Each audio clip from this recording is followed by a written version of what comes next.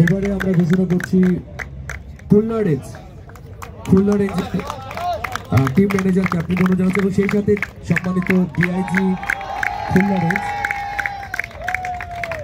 Khulna range জনাব Moinul Haque BPM বা PPM স্যারকে অনুরোধ জানাচ্ছি খেলোয়াড়দের সাথে ট্রফি গ্রহণ করার, কারণ এই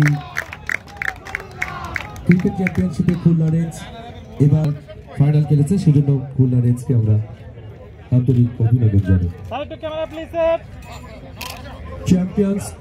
চ্যাম্পিয়ন্স ট্রফি এবং অন্যান্য পুরস্কার এবারে প্রদান করা হবে।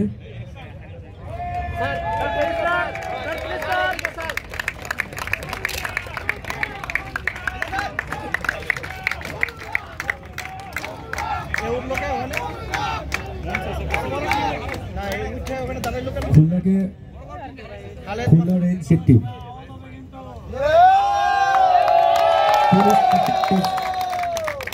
ক্রিকেট টিমের এবারে ট্রফি এবং পুরস্কার গ্রহণ করার জন্য অনুরোধ জানাচ্ছি।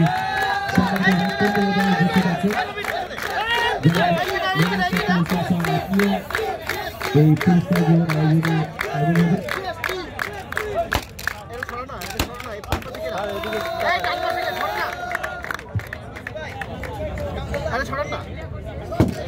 অনুরোধ জানাচ্ছি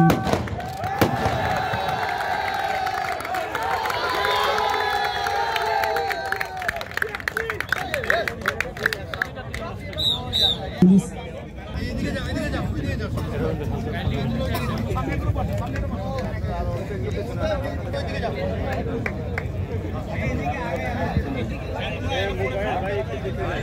মোবাইল একটু পিছন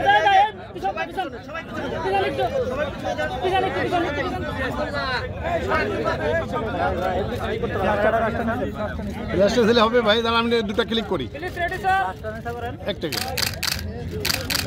ধন্যবাদ আপনাদেরকে। পরে আসবে champions team police top college cricket.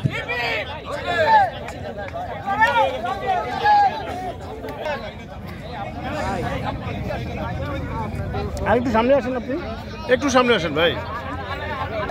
তিনটা করে আঙ্গুল দেখাও, তিনবার চ্যাম্পিয়ন, তিনটা করে আঙ্গুল।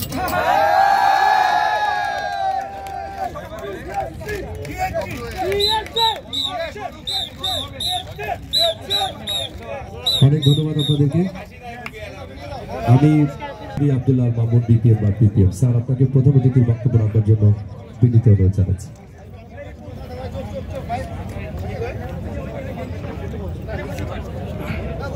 পুরস্কার বিতরণী অনুষ্ঠান উপলক্ষে আয়োজিত এই অনুষ্ঠানে উপস্থিত বাংলাদেশ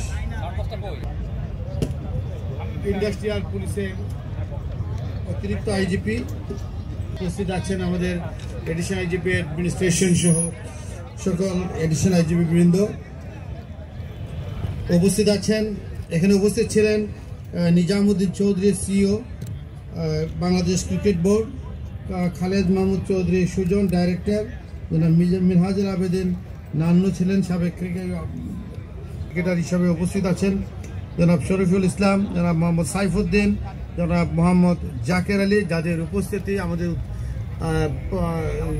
খেলোয়াড়দেরকে এবং দর্শকদেরকে উৎসাহিত করেছে, উজ্জীবিত করেছে, অনুপ্রাণিত করেছে। আমন্ত্রিত অতিথিবৃন্দ, অংশগ্রহণকারী খেলোয়াড়বৃন্দ, উপস্থিত দর্শকবৃন্দ, বিভিন্ন প্রিন্ট ইলেকট্রনিক মিডিয়ার সাংবাদিকবৃন্দ, আসসালামু আলাইকুম, শুভ অপরাহ্ন।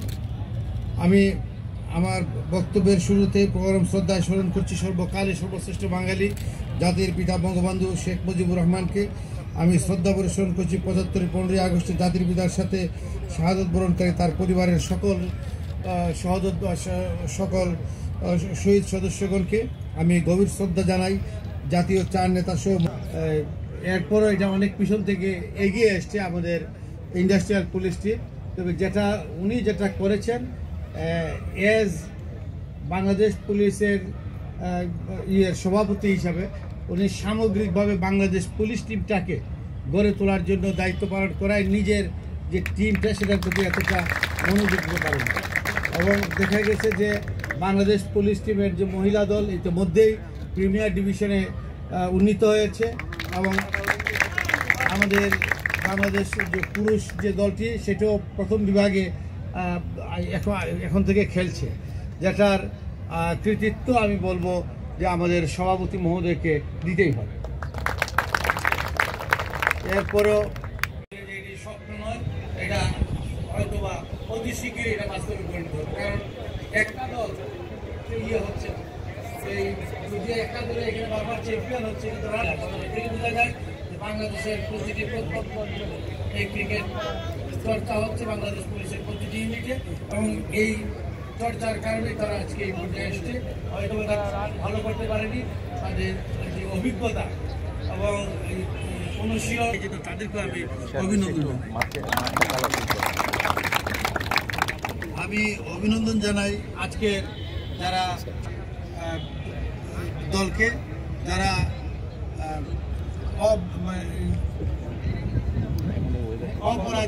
অপরাজিত চ্যাম্পিয়ন হওয়ার নিঃসন্দেহে যোগ্যতর দল হিসেবেই তারা চ্যাম্পিয়ন অর্জন করেছে, এবং পরপর 3 বার সে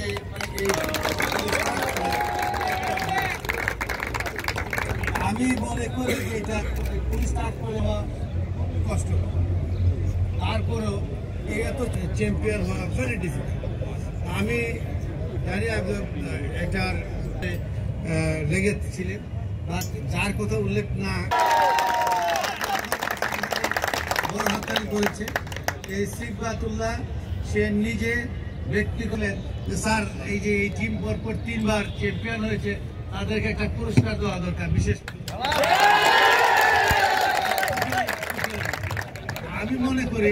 আমি মনে করি পুলিশ হেডকোয়ার্টার্সের পৃষ্ঠপোষকতা ছিল বলে তারা চ্যাম্পিয়ন হতে পেরেছে। পুলিশ হেডকোয়ার্টার্সের একটা চমৎকার সম্পর্ক এবং ভালো সম্পর্ক আছে, যার কারণে সে বাংলাদেশের বিভিন্ন স্থান থেকে ভালো ভালো প্লেয়ারদেরকে এই অর্জন সম্ভব হয়েছে। পুলিশ হেডকোয়ার্টার্সের সুকৌশলে একদিনের যে কাজ করি, আসলে আমাদের এরপরও যে কাজ পেন্ডিং থাকে, আমি 3 দিনের সারা রাত্র যদি আমি আমার কাজ করি, তারপর আমাদের পুলিশের যে ধরনের ব্যস্ততা থাকতে হয় আমার কাজ শেষ হওয়ার মতো নয়। তারপরও তার নিজের দায়িত্ব পাশাপাশি এই একটা টিম গঠনের জন্য পুলিশ স্টাফ কলেজের সকল যারা অফিসারবৃন্দ, সকল সদস্যবৃন্দ যেভাবে আন্তরিকতার সাথে কাজ করেছে, সিফাতুল্লাহ যেভাবে এই টিমের পেছনে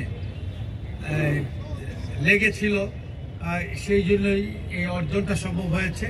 আমি স্বপ্ন দেখি বাংলাদেশ পুলিশ টিমে পুলিশ স্টাফ কলেজের সদস্যরাই বেশি থাকতে পারবে, এই প্রত্যাশা করি। আমরা প্রত্যাশা করি জাতীয় টিমেও পুলিশ স্টাফ কলেজের একটা ভালো অবদান থাকবে।